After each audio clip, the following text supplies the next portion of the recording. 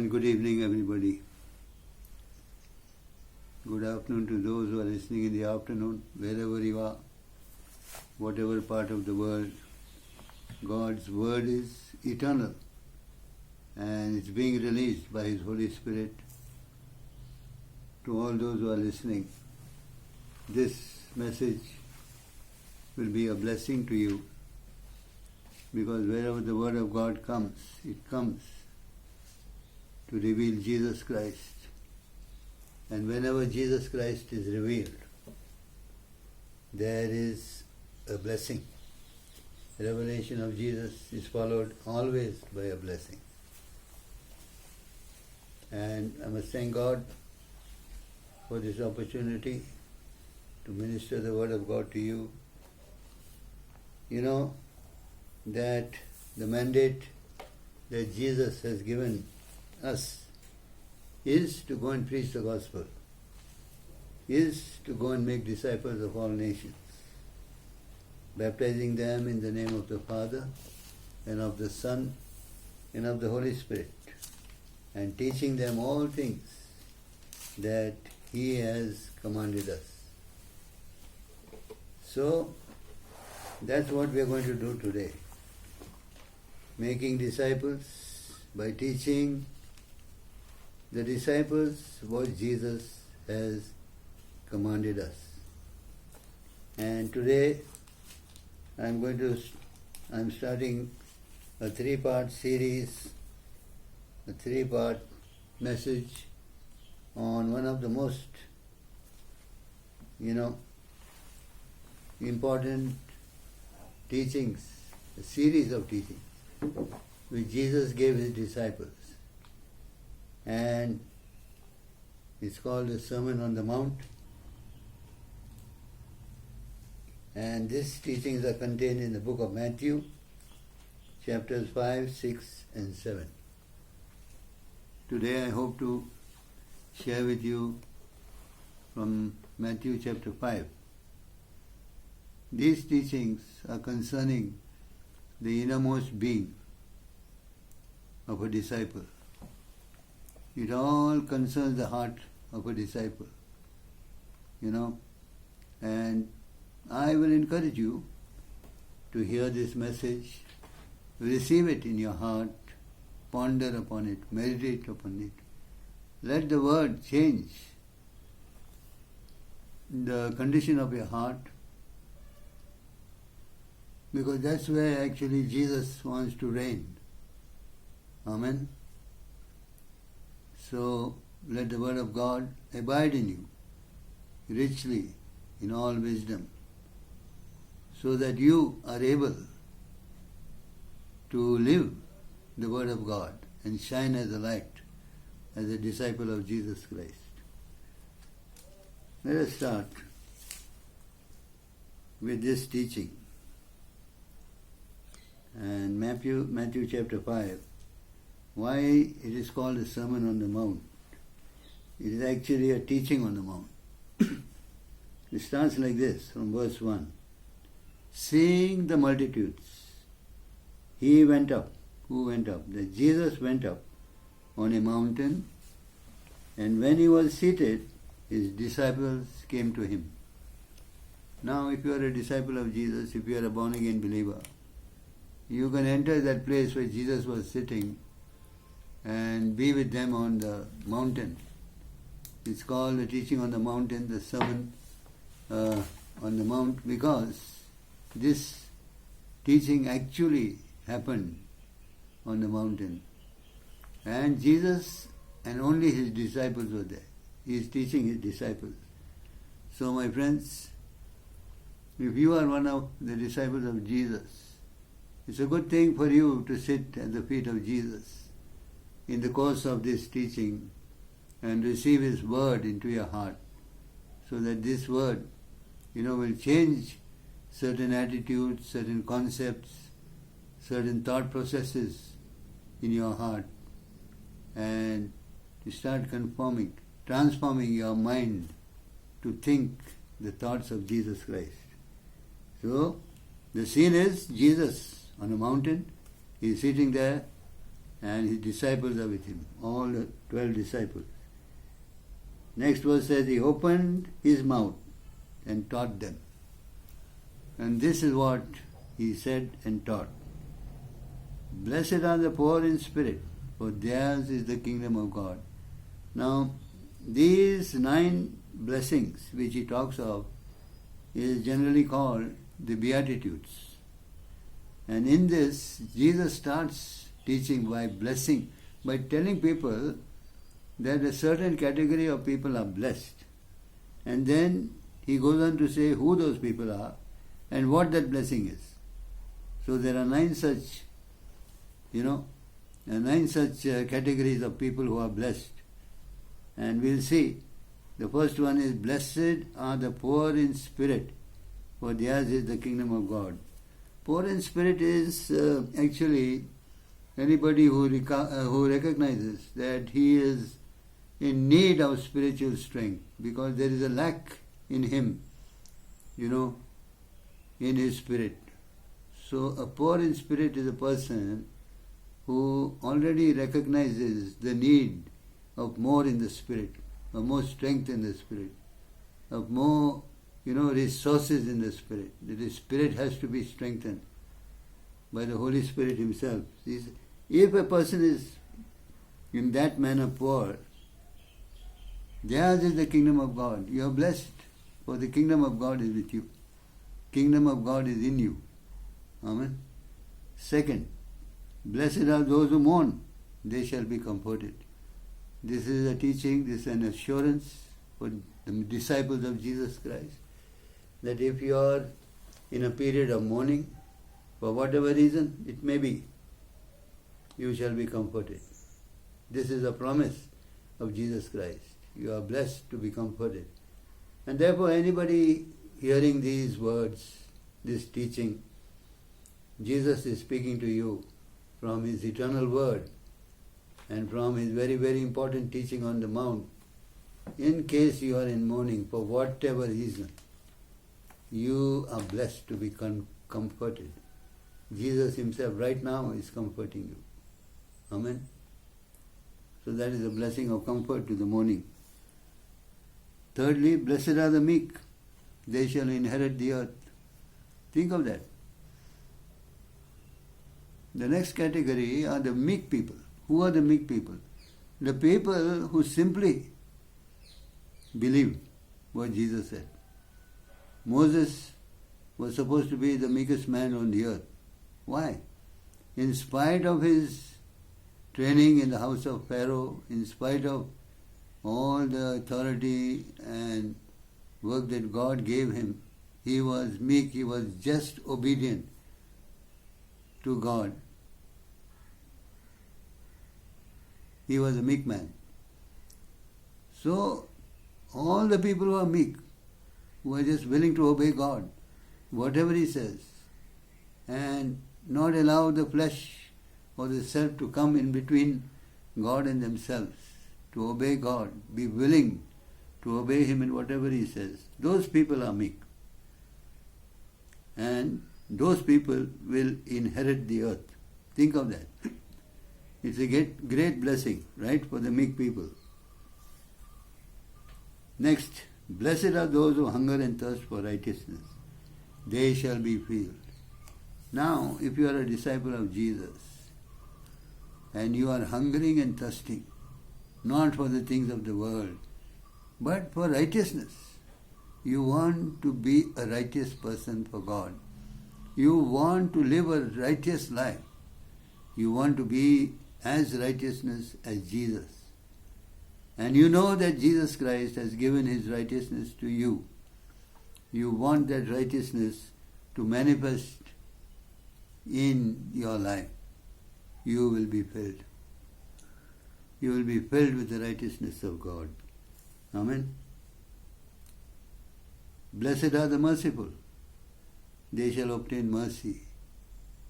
Merciful is a person who does not exercise mercy because of some power that he has, but is merciful to everybody, in spite of being oppressed, in spite of being, in spite of being hurt by others. He has mercy in His heart to forgive them. Amen. Those kind of people are blessed. Okay? You will obtain mercy. You will obtain mercy from God. God is seeing your heart, and if you have a merciful God, the merciful heart of God is with you to release mercy on your life. Every morning you will experience His mercy. Blessed are the pure in heart. They shall see God. So unless you are pure in your heart, you will not have a vision of God, you will not see God.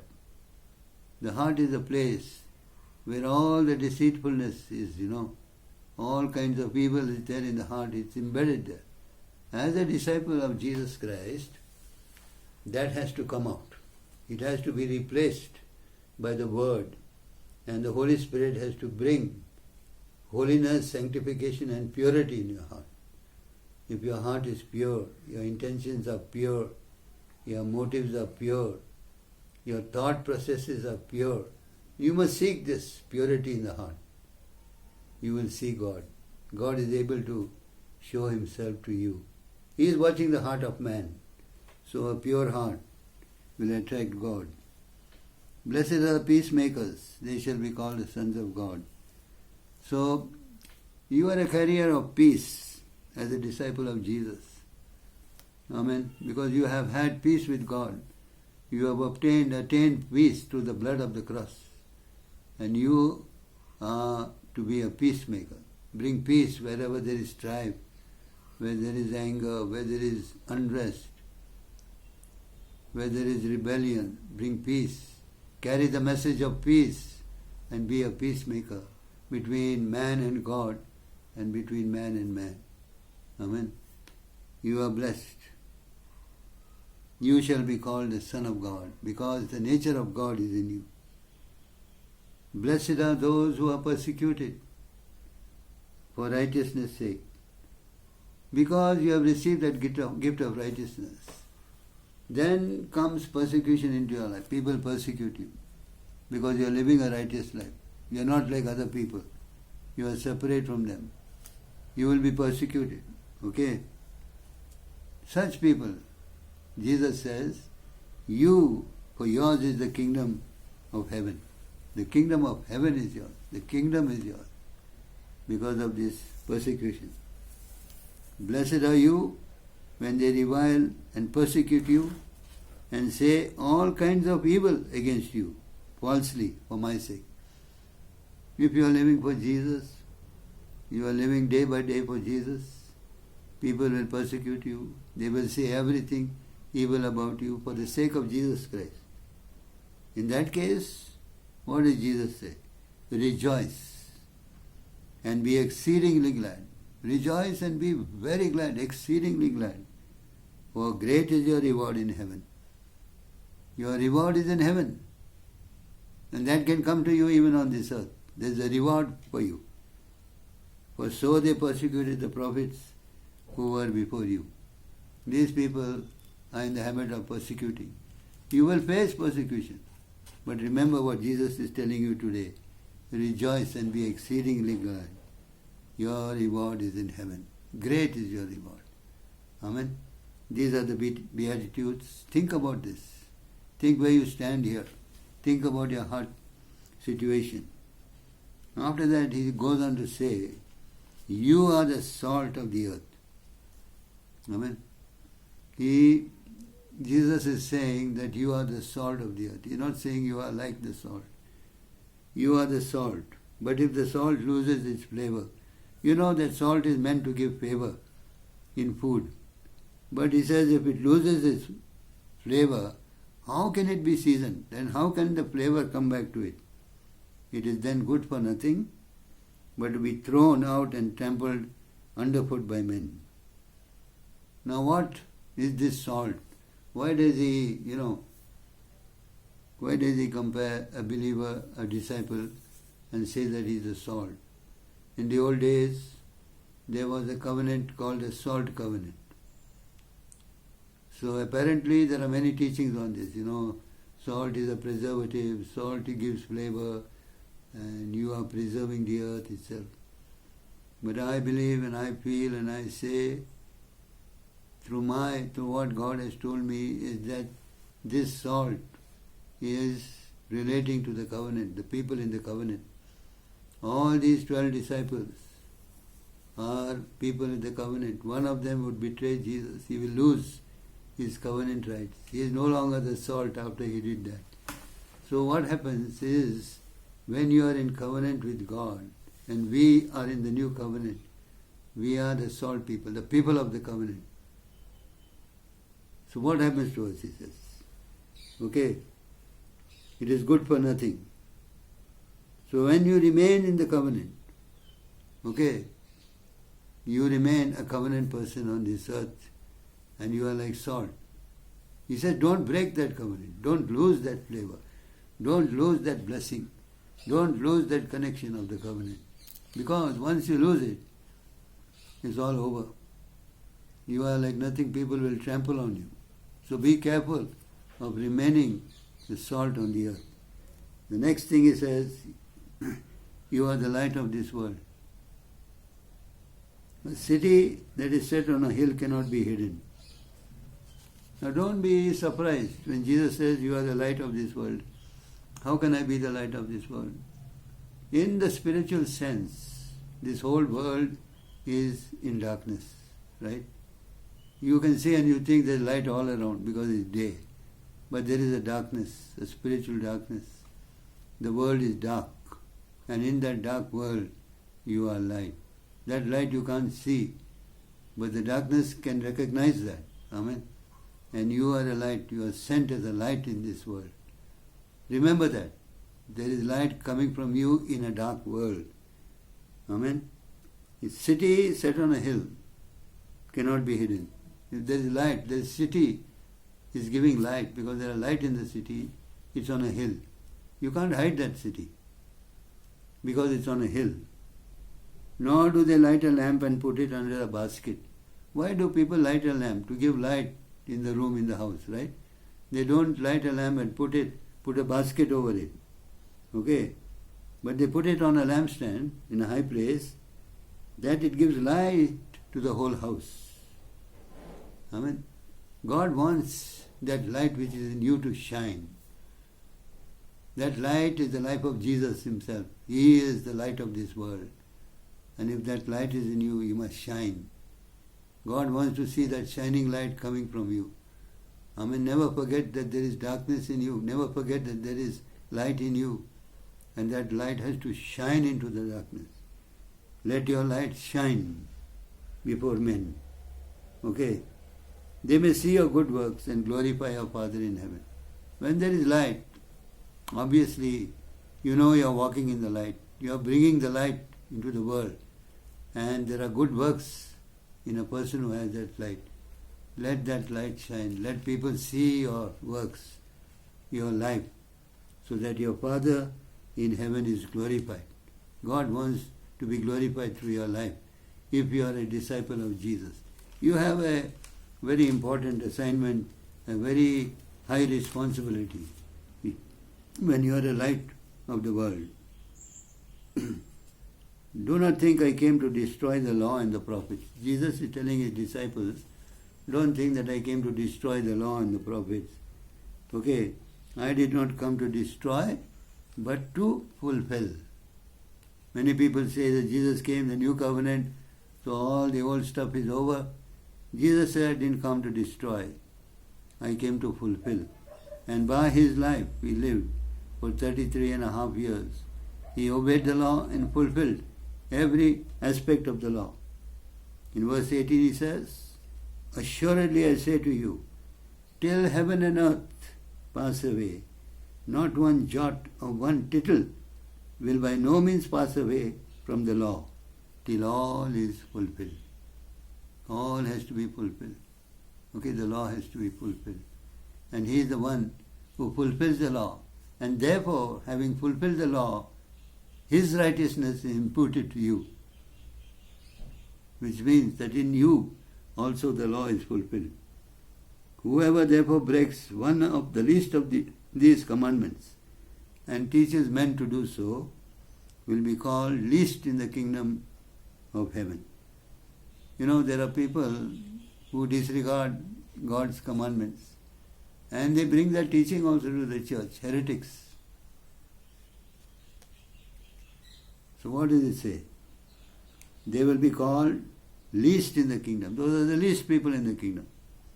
But whoever does, whoever understands things regarding the law, God's word, and teaches people, is called great in the kingdom of heaven. Then he says, I say to you, unless your righteousness, he's telling the disciples, he's telling you, unless your righteousness exceeds the righteousness of the Pharisees and the scribes, you will by no means enter the kingdom of heaven. So, in order to enter the kingdom of heaven, your righteousness has to exceed the righteousness of the Pharisees and the scribes. The Pharisees were the Old Testament teachers of the law. You know, they could not maintain the law, but they would teach the law. And the scribes are the writers. Your righteousness has to exceed their righteousness. That is why all the teachings of Jesus are teachings of the heart. Amen. So that your heart is right with God. Amen. Okay. Now, there are certain things that begin in the heart. Let's go to them. We'll see verse 21 onwards to verse 26. You have heard that it was said to those of old, you shall not murder. And whoever murders will be in danger of the judgment. Now, here Jesus is saying, you have heard the old covenant teaching that you shall not murder, and whoever murders shall be in danger of the judgment. You will be in danger of God's judgment. But, in verse 22, I say to you, now Jesus is saying, now this is his overruling teaching, the teaching which he is teaching the disciples. This is what we have to teach, this is what we have to learn, this is what we have to apply. This is what Jesus is saying. I say to you, whoever is angry with his brother without a cause shall be in danger of judgment. He says you don't have to murder. Only if you are angry with your brother without any cause, without any justification, you are in danger of judgment. And whoever says to his brother Raka, those are words of cursing words, you shall be in danger of the council. That means the council will judge you. But whoever says you fool shall be in danger of hellfire. Think about it. Why is he saying this? It's all a teaching about murder. Because Jesus is teaching the truth and the reality. A real, simple, profound teaching. Because the murder starts in the heart. It starts with being angry. It starts with judging. It starts with hating. And then what is heart? In the heart comes out and brings forth murder. So Jesus is saying, judge those attitudes in the heart before they become full-blown. Amen? So that is why a disciple of Jesus is always contemplating and looking at the condition of his heart. Okay? Then he says, this is another profound statement that Jesus is making about coming to the altar. All the disciples, all of us come to the altar today. We come with our offerings. We come to partake of the elements of the memory of Jesus' blood and body. At the altar, we partake of the Lord's Supper. If you bring your gift to the altar, you are bringing a gift to be sanctified at the altar. You bring your offering to place in the church. And there you remember that your brother has something against you. Now this is talking about the corporate discipleship and the disciples together. Now one of you brings a gift to the altar. But you remember, you have in your mind, you know that a brother has something against you. For no rhyme or reason, whatever it may be. But you remember that. That means there is a warning to your heart that in this group of disciples, somebody has something against you. What do? Jesus says in the next verse, leave your gift before the altar. Let it be there. Because that gift is not going to be accepted till the heart is set right, till the communications are set right, till the relationships are set right. First, he says, go first, be reconciled to your brother. Reconcile. That's a very important word. The ministry of reconciliation. God is doing that with everybody. You cannot be disconnected with your brother. He says, be reconciled with your brother, then you come and offer your gift. He's teaching about agreeing with adversaries. You will have adversaries in your life. How do we deal with them? Remember that God is watching over you. God is a right judge. And the Bible teaches us that vengeance belongs to God. Do not avenge yourself under any circumstance. Therefore he says, agree with your adversary quickly. If there is something wrong, some people, accusing you of something, agree with them quickly. While you are on the way, while you are going with them wherever, to a court or whatever. Lest your adversary deliver you to the judge over to the officer, and you are thrown into the prison. This is the judicial system of the world, which is not in its right place. It's corrupt. So he says, agree with your adversary. You belong to the kingdom of God. Amen. So he says, agree, be humble, and sort out that matter out of this judicial system. Now, the next teaching is about adultery in the heart. Verse 27 to verse 30. Very important teaching here.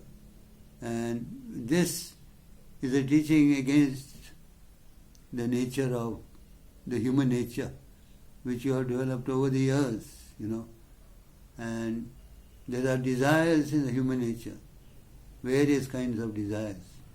And those desires, now Jesus is going to judge, is going to talk to you about adultery. You have heard that it was said to those of old, you shall not commit adultery. So in the Old Testament, there is a law. The Ten Commandments itself says you will not commit adultery. Verse 28, but I say to you, listen to what Jesus is saying. Whoever looks at a woman to lust for her has already committed adultery with her in his heart. He's saying, if you look at a woman to lust for her, because that's where everything starts. The eye gate. You allow things to come from your eyes into your heart. And then the desires of the heart start being activated. And the desire of the flesh, the sinful nature, starts getting activated. Amen? So when that thing happens, and you look at a woman, Jesus says, your heart has already committed adultery. And what are we looking at? Purity in the heart. That's what he wants his disciples to be. Amen. The heart condition is very, very important for Jesus. He says, you have already committed adultery in your heart. Adultery is a sin, and that sin is there in your heart, he says. Amen.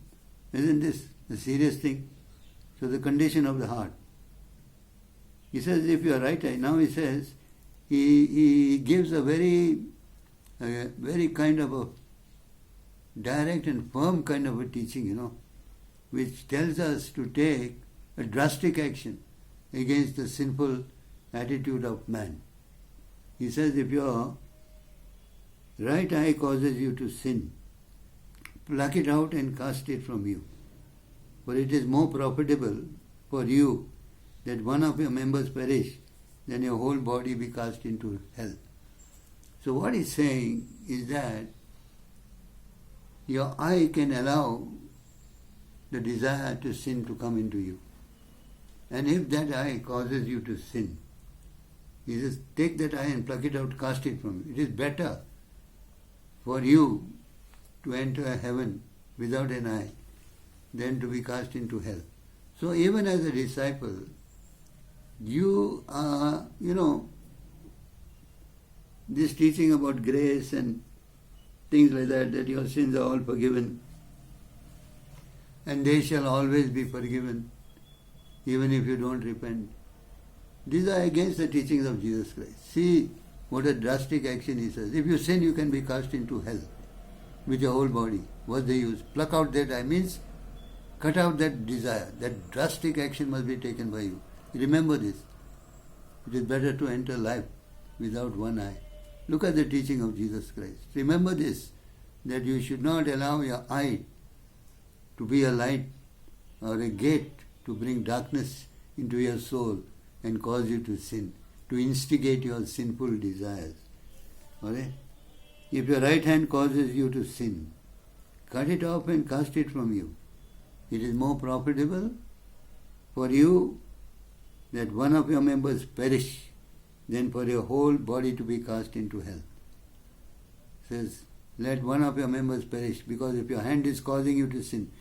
You see, sin comes into the life through the body, the natural human being.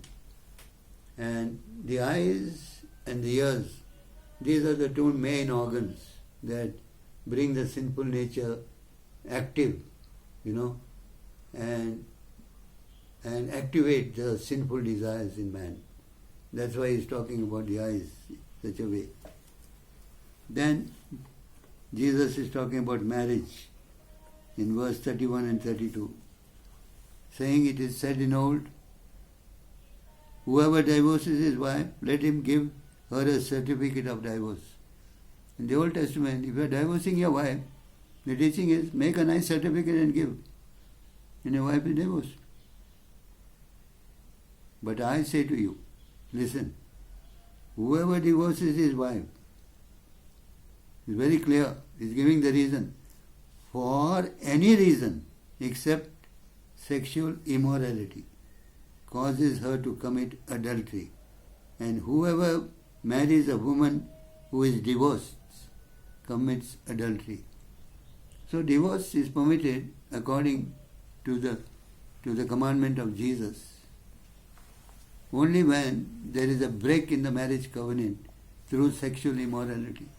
When one of the spouse breaks the marriage covenant and goes outside and commits sexual immorality, then divorce is permitted. Okay? But the clause is that that person who is divorced, if somebody marries that person commits adultery. Because the sin of adultery is there in that person. So you cannot be joined to that. It's not that simple. You can marry, get a certificate from the government, you're divorced, and you can marry somebody else, and both the couples married and divorced people come and sit in the church before God, before Jesus Christ, partaking in the Lord's Supper. Hear what Jesus says about divorce and adultery. It's a very, very serious matter. Again, I say to you, those of old, it was said of those of old, you shall not swear falsely or perform your oaths to the Lord, but shall perform your oaths. In the Old Testament, people used to make oaths to the Lord, I will do this, I will do that, if you give me this and that. So Jesus said, don't do all those things. Let your yes be yes and your no, no. Amen. Don't swear by heaven, it is God's throne. Don't swear by the earth, it is His footstool. Don't swear by your own head. You cannot make one hair white or black. Why are you swearing by your head? Let your yes be yes and no be no. Be careful about your attitude. Okay, in swearing. You have heard that it was said, an eye for an eye and a tooth for a tooth. Now, if somebody has harmed you, if somebody has beaten you and taken off your eye, then you are asking for justice and vengeance, that that man's eye also should be taken off. It was said in Old Testament, may have been okay, he says. He says, but I tell you, he's telling you now, okay, not to resist an evil person. If there's an evil person attacking you, don't resist that evil person. Whoever slaps you on the right cheek, turn the other also to Him. So this is what the doctrine of the other cheek is. I'll tell you, if you are a true disciple of Jesus, and if you have this meekness in you, not to resist a person, you will never come into a situation where somebody comes and slaps you. God will protect you from that. Take it from me. Your heart has to be tuned to this teaching. You allow him to slap you and give him the other cheek also. It will never happen. Okay? And if it happens, glory to God, because you are doing what Jesus has told you to do. If anyone wants to sue you and take away your tunic, let him have your cloak also. Give him your cloak also. What are these things? Whoever compels you to go 1 mile, go with him 2 miles. Have that greatness in you. This is what a disciple of Jesus is supposed to be, the attitude of your heart. Give to him, ask you, and from him who wants to borrow from you, do not turn away. Don't worry, you have enough. Somebody wants to borrow from you, don't turn away. Lend, give. Now, another very serious teaching of Jesus. Love your enemies. Amen. Very, very important. All of us in the course of life, we will have enemies. All kind of enemies we'll have. You will pick up enemies at every stage. People won't like you. They will despise you. And especially if you are a disciple of Jesus and you are believing God's word and you are obeying Jesus, you are following Jesus each day of your life, you are going to come across enemies in your life. You know, enemies could harm you and make you very bitter. And you have unforgiveness and offense in your heart for many, many years in your life. That has to change. What is the use of keeping an enemy in your heart where Jesus, the King, wants to dwell there? So get your heart rid of them. This is the teaching. Love. You have heard that it was said, you will love your neighbor and hate your enemy. I say to you, this is what Jesus is saying. Love your enemies. Bless those who curse you.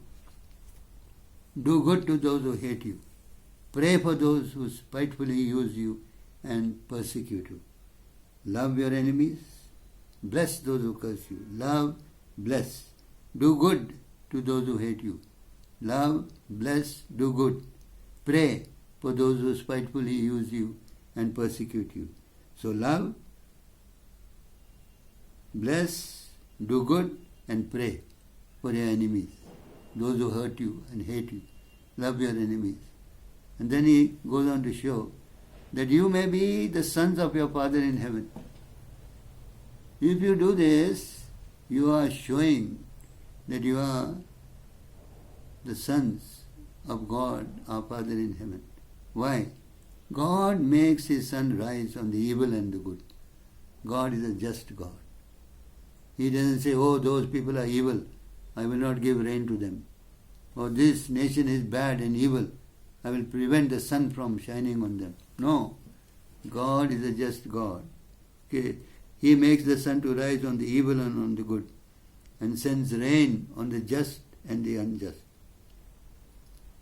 Then he says, what's the big deal?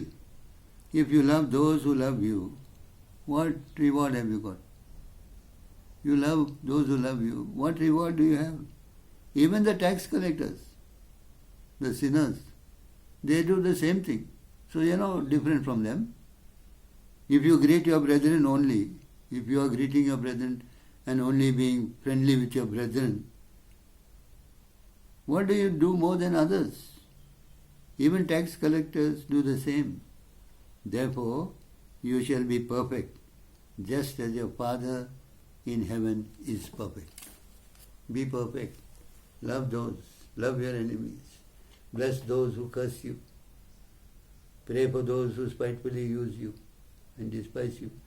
Do good to those who hate you. Why? Because you are expressing the justice of God from your heart. This is your right. This is your duty as a disciple of Jesus. You are totally different from the people of the world. Amen. So we have heard one chapter of the teachings of Jesus, the Sermon on the Mount. And there are so many teachings. Mostly people like to, cover up these teachings and not go into them. They try to not understand these teachings. But these teachings are very simple. Don't hide from these teachings. Please, take these teachings and change your heart. If your heart is sinful and you are enjoying that sinfulness in your heart, there's trouble coming your way. Because Jesus wants your heart to be holy. He wants you to separate and be holy and have a heart of purity so that He can rule from that heart. Amen. So God bless you. Today as we went through the first chapter of the Sermon on the Mount, so Jesus is still waiting there. We have to do 2 more chapters. We'll do it maybe tomorrow, day after tomorrow, and we'll complete this Sermon on the Mount. Very, very, very important teachings of Jesus. Please read this first chapter, meditate it, receive the teaching of Jesus and apply them into your life. Shall we close in prayer? Father, we thank you and praise you this afternoon. Lord, we are so blessed to hear the teachings of Jesus and so blessed to teach the teachings of Jesus in whatever way we can. Thank you, Father, for the Holy Spirit with us and all those who are hearing this word, wherever they may be. Let this teaching be a blessed teaching to them and bring change into their heart.